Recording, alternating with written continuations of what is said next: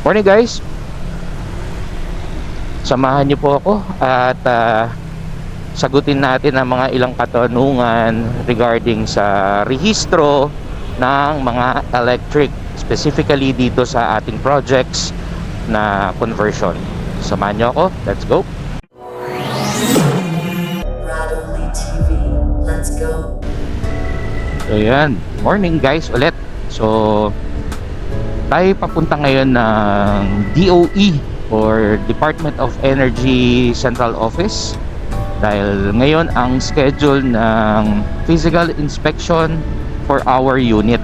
Okay, so bigyan ko kayo ng background. Marami talagang nagtatanong kasi syempre maraming curious about our project, no? So hindi lang naman ako nagko-convert, so maraming nagko-convert sa community natin, magagaling, no? To name a few, si Denks, yan, si Boss Denks, napakaganda ng mga projects niyan. Sina Sir Toots, yan, sina Buddha Garage, si Sir Robin, EX Vlog, sina Lodge E-Bike, of course, sina Boss Mac, JR Catalino, yan, sila yung mga nagko-convert from gas to electric. Siyempre ang unang tanong lagi, legal ba yan? Di ba? Marirehistro ba yan? Yan yung mga tanong, di ba? Hindi ba siya mako-consider na illegal modification?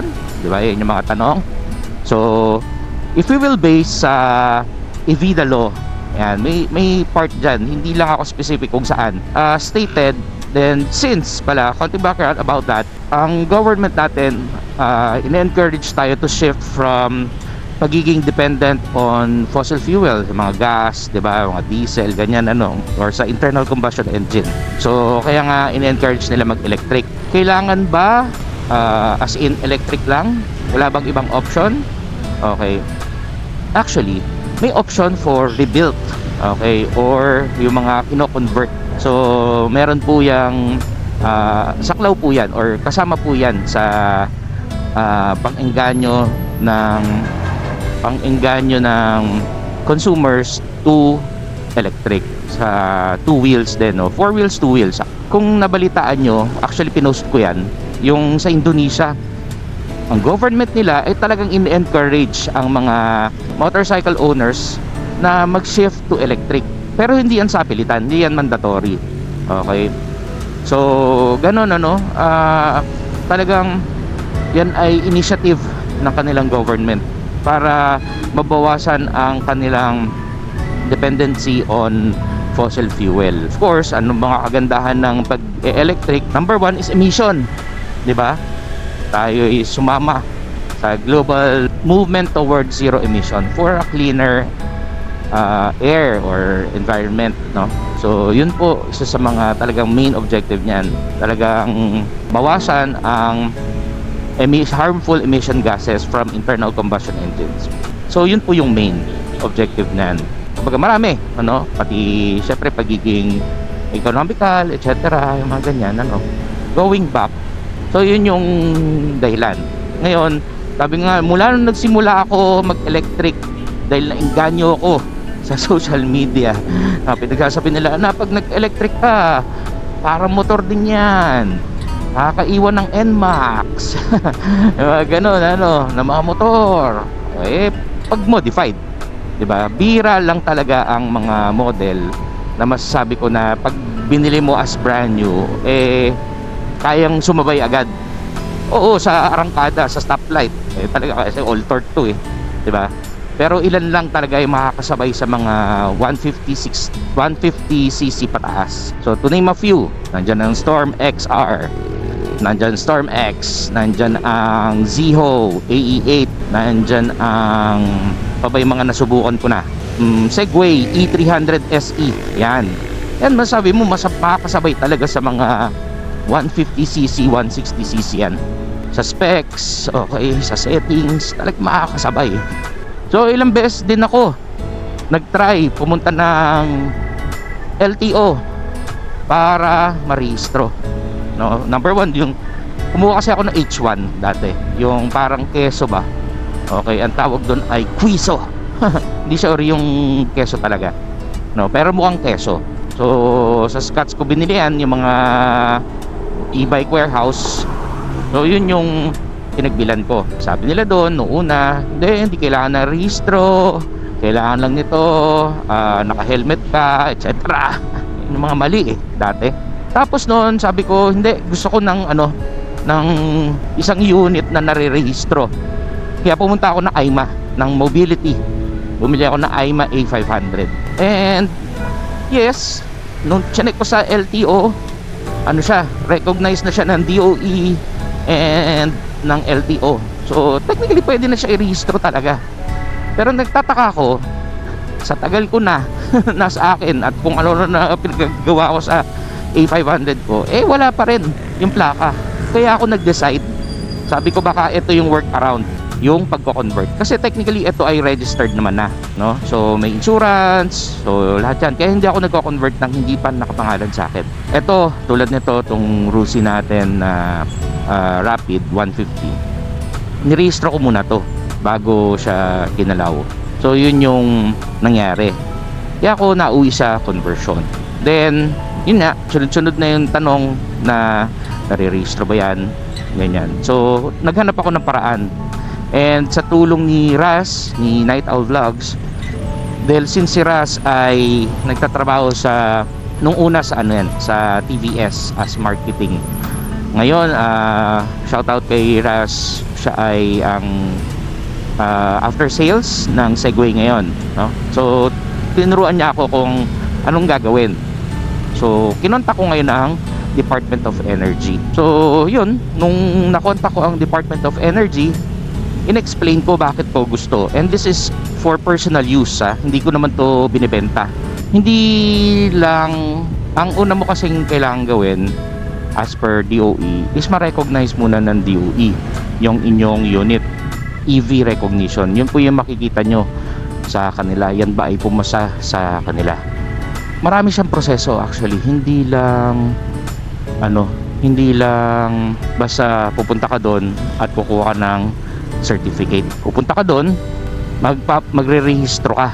So kailangan mo muna na magpa-certify. So sa akin, sa case ko, pina-certify ko yung company ko, yung aking negosyo, yung company name ng aking negosyo. Kasi kailangan yun dun. Kasi ang dami requirements. Hindi ko lang sure kung personal pwede So pwede nyo na lang tanungin nyo na lang sila. First is magpapa-certify kayo or i-register nyo yung kumpanya nyo na kayo ay isang rebuilder ng electric, diba? So yun yung mga classification. Tapos po nun, once ma-certify, by the way, may bayad po yan hindi po siya basta-basta mag-ano ka doon. Then ang daming documentation, ang dami mong ipapanotaryo. Next is after mo makakuha ng certificate, so pakita ko yung certificate, yan, ilagay ko sa screen ng aking kumpanya na nakuha.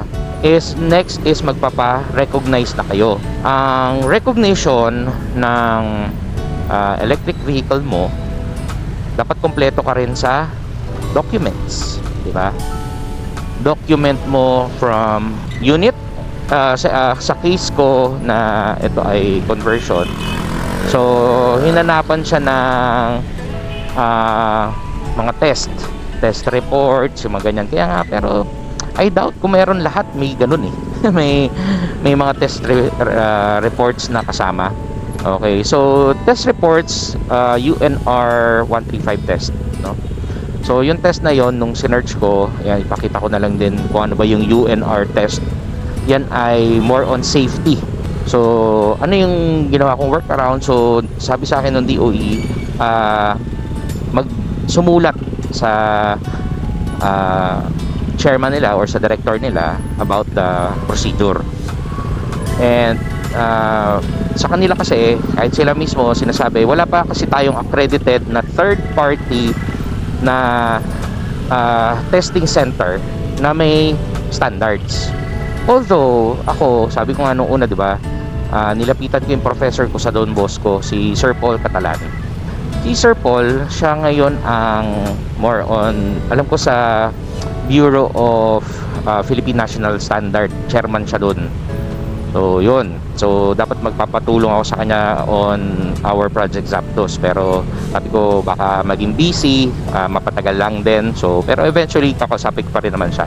So yun, going back, tinuloy ko na, no. So pag magpapa-register ka, iba pa yung pag magpapa-register ka ng recognize. Pag hindi pa recognize yan, parang 3,000 plus 2,400 ang babayaran mo for the ano pa lang, processing pa lang, request pa lang yon, no. Same with sa ano yun, sa company. Ang company pag magpapa-request ka, that's around mga 3,000 pesos na babayaran para ma-grant yung request mo, then ipaprocess nila yun, checkin lahat ng dokumento mo yun. So same thing dito sa vehicle.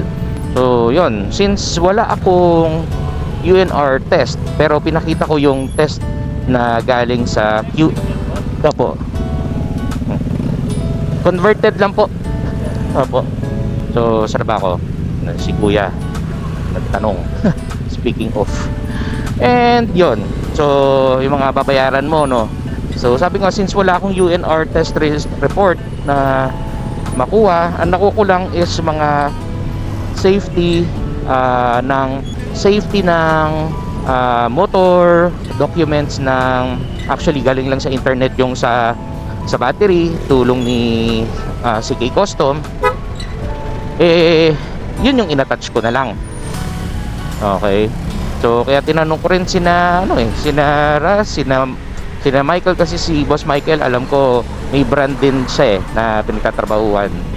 Sabi nga, since wala kasing UNR test, kaya ang nangyari, sinulatan ako pabalik ng DOE na magkaroon ng physical inspection ng unit to check for its roadworthiness, safety, etc. So kaya nandito tayo ngayon, nakipagsapalaran sa traffic papuntang BGC. Ito kadelubyo ng traffic, ang daming pina-attach. So kasama dun yung picture, kasama yung halos lahat documents. Dapat kompleto po kayo ng documentation. Ako naman kasi, since galing ang unit ko ay from SIA Ecosys, binigyan ako ng mga certification documents, ganyan kaya very thankful ako sa SIA Ecosys at talaga sila, very responsive. Talagang sila, customer oriented din. Samahan nyo na lang ako later. Continue ko na lang to doon, tong ating video sa sa DOE, habang sinasago pa ako tong matinding traffic.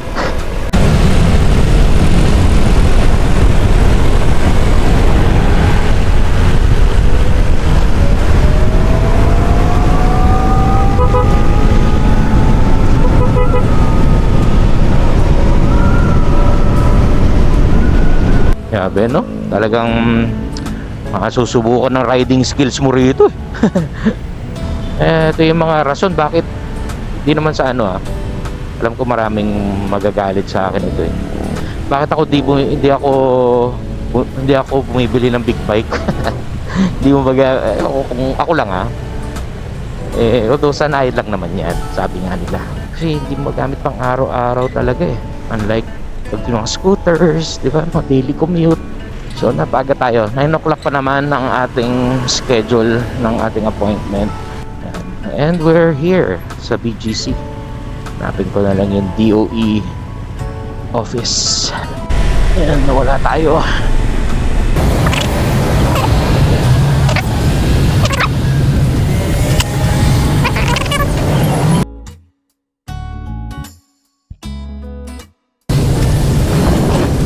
Hi sir, magpapa-inspection po sa Department of Energy. Ito lang siya, ID sa gilid. Apo. Ito lang. Teka lang po.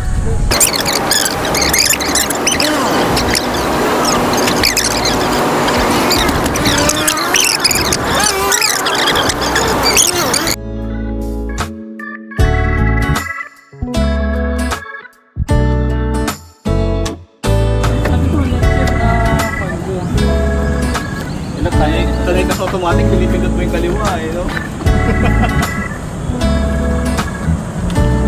Hoy, dahan, wag mo bibilisan ha. Nasa loob ka kasi ng compound, may maximum dito eh. Okay, so yun, natapos ang ating inspection sa DOE and dami. Dapat talaga prepared kayo kung apply talaga kayo ng certification from DOE on EV recognition. Okay, so prepare the documents, certificates, lahat po. Kasi po yung mga tanong, dapat medyo maalam din kayo sa mga isasagot sa kanila. Like for example, sa mga charging, etc. Ganyan ano.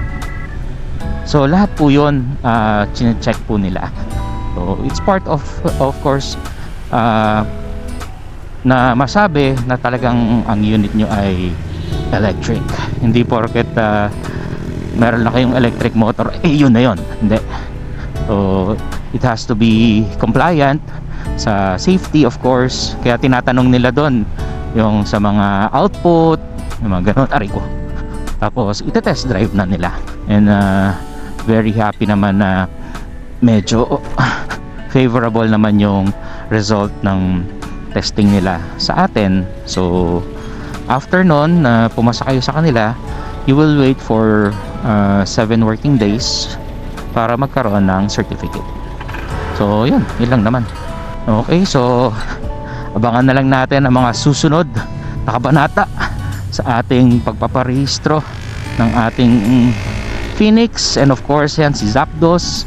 Dadaan din tayo sa ganitong proseso.